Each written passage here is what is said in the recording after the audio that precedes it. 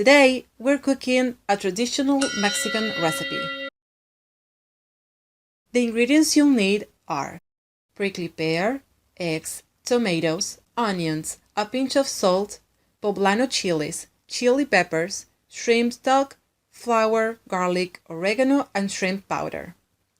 First, put the chiles and tomatoes in a pot with some water to cook. Now, cut the prickly pear. It's always better to use fresh prickly pear. This is a Mexican recipe that is generally made during Lent. In many Mexican homes, families cook and eat this meal in that time of the year. Now cut the onions and garlic and put them in a pan with hot oil to fry. Once they're fried, add the prickly pear. Put the lid on and let it cook for about 5 minutes.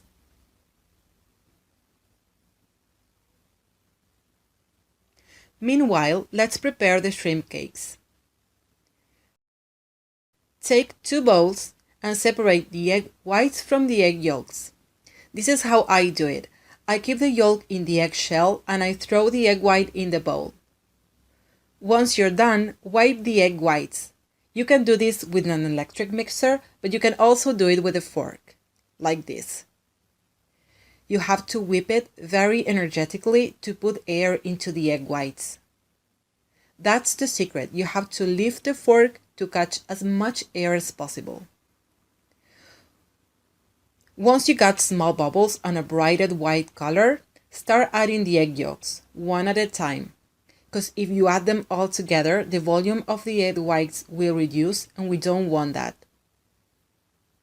Keep on whipping until it's all incorporated. Now it's time to add the shrimp powder. I bought it as granulated powder, so I put it in the blender to make a thinner, smoother powder. Keep on whipping until it's all incorporated. Now back to the stove, put a pan with hot oil.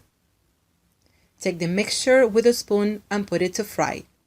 You can make the cakes in any size you want. This is the way I like them. I didn't add any salt to the mixture because the shrimp is already salty. Flip them over very carefully so you don't burn yourself. You know, I have a very large family. We are 9 siblings and I'm the oldest one.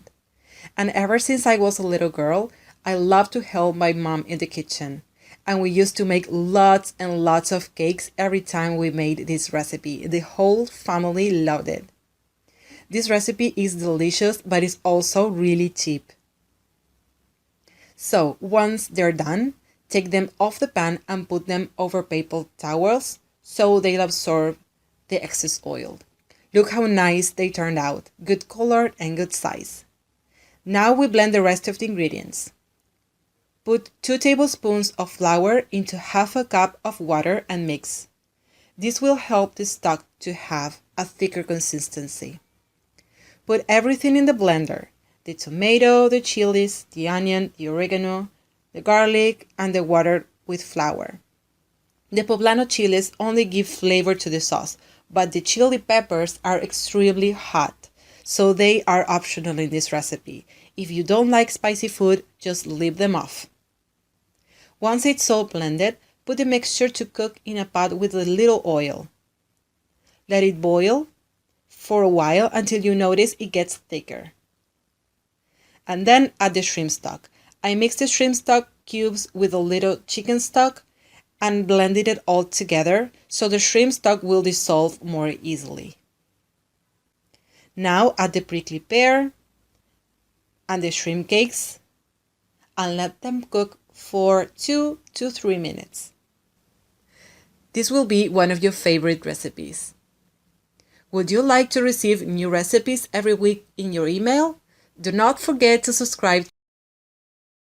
And it is ready. It's delicious and smells so good.